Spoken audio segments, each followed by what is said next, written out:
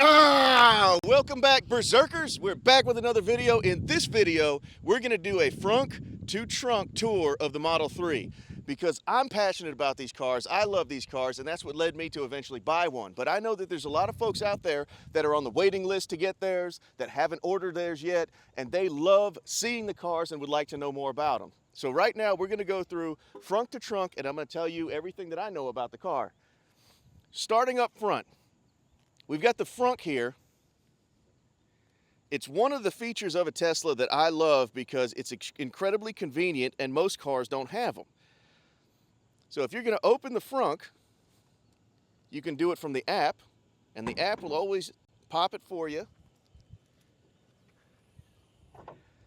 The great thing about the Frunk is that it's conspicuously perfect for holding groceries and or pizza.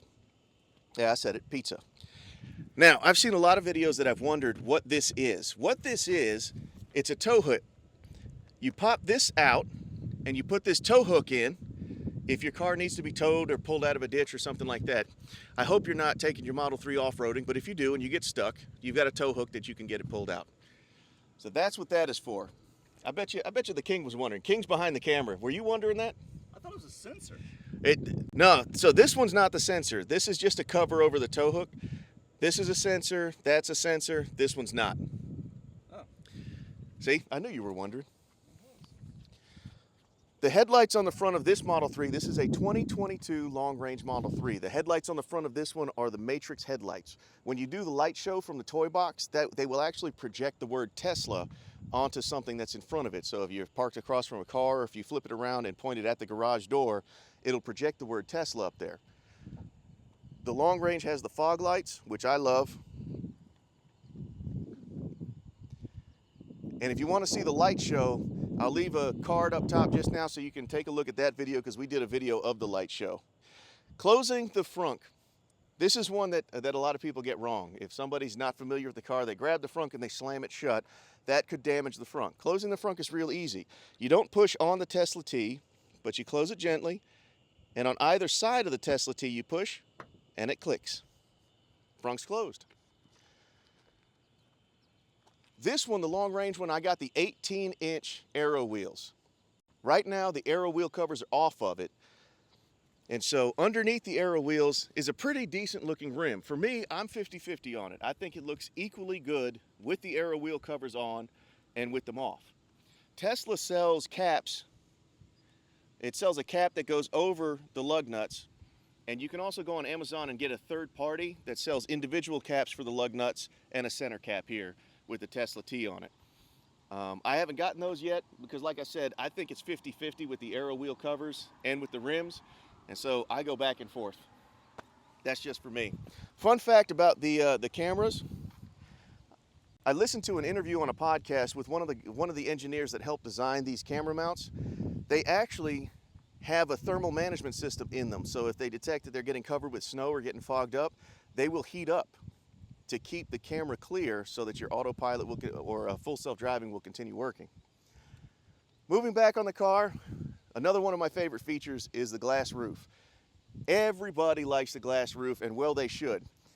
It's phenomenal. Number one, it actually has greater structural integrity than a normal roof on a car. Think about it like this. When you push down on the roof of a normal car, it kind of bows in and you can dent it. This, it's solid. There's many a video or photograph of Tesla owners standing or sitting on top of their glass roof. I'm not going to do it because I'm nearly 300 pounds. I'm not going to test it that well, but most people know this already, but some people don't. The way to enter the Model 3 is using your forward hand, your hand that's forward of most of the car. Push in on the fat part of the handle, the skinny part pops out, and just pull it open.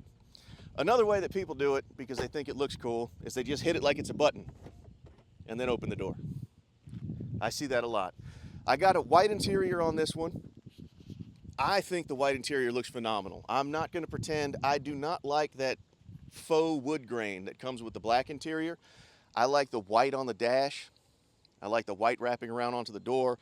I love the white vegan leather seats. They say vegan leather. You can say fake leather because that's what it is. One detail that I noticed after ordering this 2022, I actually test drove a 2018. And the 2018, honestly, if I'm being frank, the build quality on that one was nowhere near as good as the build quality on the 22. So I test drove the 2018 and I experienced that build quality, and I was kind of like, ooh, that's a, I was still gonna take delivery of the 22, which obviously I did. And once I did, I noticed that it's like night and day. These are amazingly well built. One huge difference, if you look at the windows of the 2022, the driver's side and passenger side front windows, they are double pane glass with soundproofing in between them. That cuts down on the road noise significantly from the 2018 that I test drove to this one. It makes a huge difference. Here on the door, I always say this wrong, so feel free to flame me in the comments about it. Alcantara, I think is how you say it. It's that soft, kind of felt leather feeling stuff. It's really, really good. And another detail that is in this one that was not in the 2018 that I test drove is this detailed stitching. It's all through the interior. That was not there on that 2018 that I test drove, but I really, really like it. It seems like such a tiny thing, but it adds so much to the experience of the interior. Another thing that I love about the Model 3 and all Teslas is the curb presence. If you just look at the car, it's an objectively beautiful car. From any angle that you look at it, whether you're straight to the side, whether you're looking at it kind of quarter profile, it's absolutely beautiful. It's objectively a good-looking car. And that's one of my favorite things about it. It has curb presence. I've never driven a car before that people stop at a red light, roll down their window, and shout at me about how much they like the car. I've never driven anything before that had that particular symptom to it, but this does. So let's go on the interior and see a little bit more about it. King, if you want to go in the passenger side here.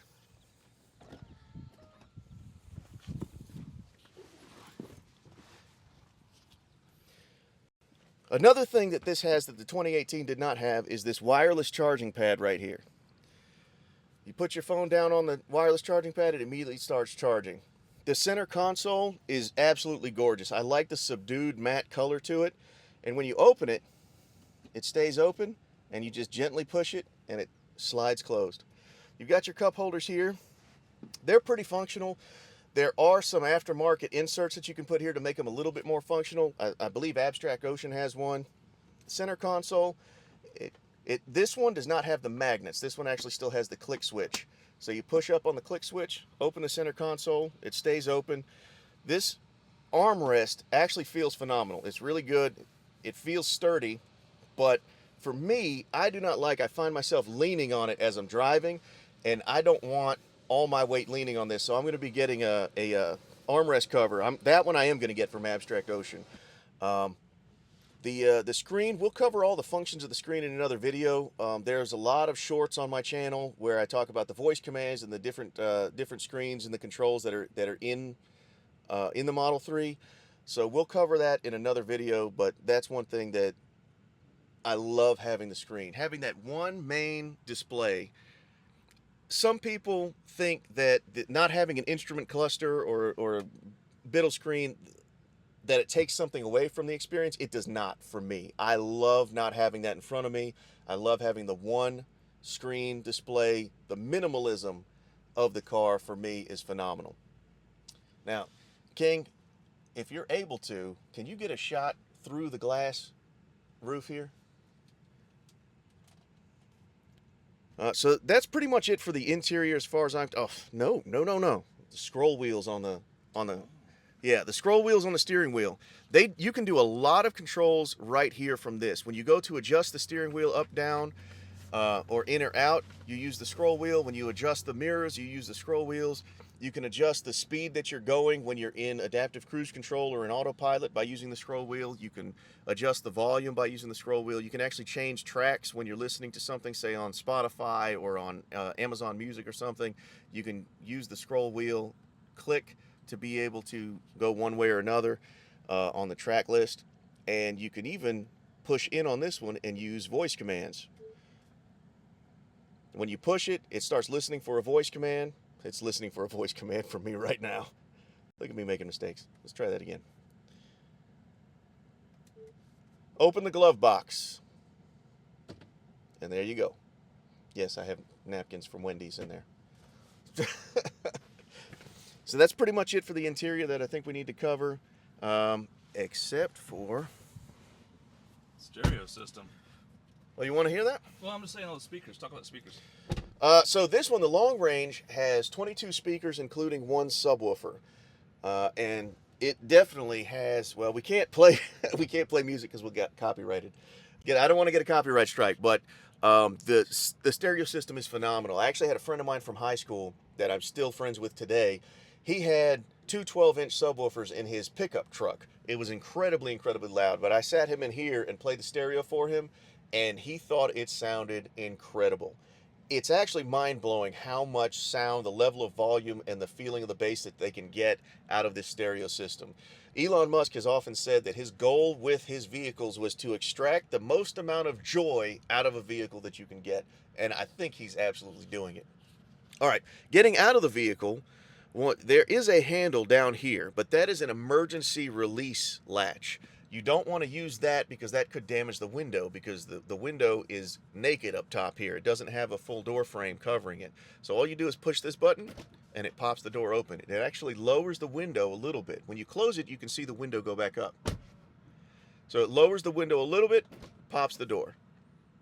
So that's how you get out of it. The reason for the emergency latch is if for some reason there's a complete and total loss of power.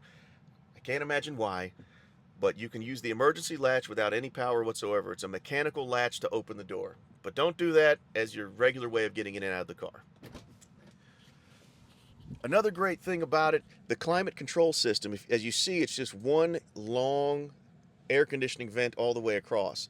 And you can, on the screen, you can adjust where that climate control goes. You can even split the flow of air away from your face if you want to, and you can put it wherever you want.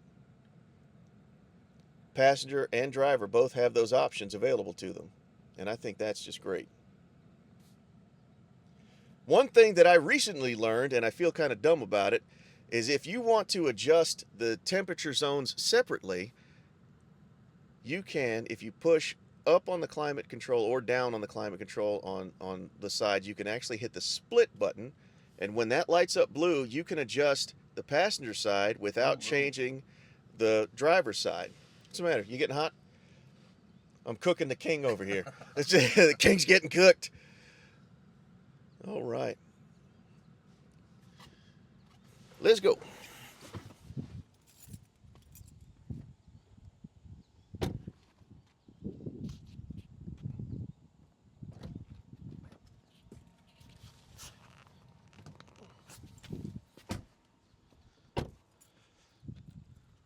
Now there's cameras all around the car. If you look on the B-pillar, King, if you get the B-pillar right there, you'll see that camera there.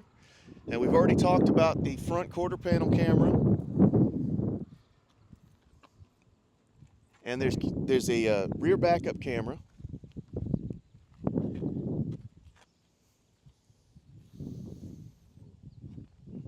And then of course up front, there's actually a couple of dash cameras. So that's 1, 2, 3, 4, 5, 6, 7, 8-ish? If I'm correct, there's 8 total cameras. I can look that up and verify it, but I'm pretty sure it's 8. So 2, 4, 5, 6, 7, and then I believe if you want to count the interior camera, there's a cabin camera that's kind of more of a face mapper because it wants to know that your eyes are on the road when you're using autopilot or full self-driving. I've had the experience where I'm in autopilot, and while I shouldn't do it, I go to check my phone, and as soon as the camera sees that it can't see my eyes and my hands are both on my phone, it automatically sends me an alert and wants input in the steering wheel. I've had that experience. I apologize. I shouldn't be doing that, but it happened. Now, Tesla says that there's no way for the video from the in-cabin camera to leave the car and go anywhere without your permission. That's what they say. You decide for yourself whether or not that's true, but for my money, I automatically assume that all the cameras everywhere are watching me all the time, so I'm not doing anything that I worry about. But that in-cabin camera's there, so keep that in mind. As I said before, the car is just objectively beautiful from any angle, especially if you take a full rear shot of it, it just looks like a spacecraft. It looks like something that should be in Star Trek. I know the Ys really do. Yeah, the Ys. The taller interior. Yeah, the Y. It's got that taller stance to it. But it does. It looks like a space. It almost looks like a shuttlecraft from Star Trek or something. What about the trunk? Are we there yet? I've completely forgot. Yeah, I promised Frunk to trunk, didn't I? So there's 3 ways to open the trunk. You can open it from the screen inside. You can open it from your app, or there's a button underneath. Now the way to know where the button's at is if you just follow the Tesla T logo point down, it's right there. Automatic. Now, I love the trunk on the Tesla. Now the Model 3 it's a sedan style. It's not a hatchback. That's one thing that I wish I had waited for the Model Y for, but I was impatient, got the Model 3, and I love it anyway. I have the all-weather mats in the trunk as well. I got the all-weather mats for inside as well as in the trunk. I was lucky. I was one of the last cars delivered with a free mobile charger. This now, if you want one of these, it's an additional $200, worth every penny. And for a couple of months, I actually just used the regular 120 volt charger, and I just plugged it in like you would plug in a cell phone, just a regular outlet, and it did just fine for me. Every now and then there were days where I did an abnormally lot of driving, and so I would have to stop at a supercharger and top off. But for the most part, for commuting to work back and forth, that regular 120 did me just fine. I have a 30-mile commute to work, just, you know, if people are trying to figure out if it'll work for them. But I did go ahead and have a NEMA 1450 outlet installed. I got this from Tesla, the adapter. I think it was $45 if I remember correctly. On that, if you go to the Tesla shop and it's out of stock, keep going back and checking, like check. The Tesla shop will give you the option to say, would you like an email to notify you when this is back in stock? I said yes, and I put in my email address, but I never got an email. But I'm stubborn, so I just kept checking the shop. And so if it's out this morning, it could be there a couple of hours from now, and that's what happened to me. It was out of stock, and then 2 or 3 hours later, it was in stock. I ordered it, and then 2 or 3 hours after that, it was out of stock again. So keep watching the shop, keep checking. Now, another thing about the trunk here is that there's a little loop here, and you lift that up, and you have additional storage underneath it. And so there's plenty of storage in here. Even though it's not a hatchback, there's plenty of storage. You can lift that up, and there's a sub trunk where you can store more stuff, and of course you have the frunk as well. So there's a lot of storage that you would not expect to be in a small sedan this way. So there you have it, the Model 3. Thank you guys for watching. I sincerely appreciate it.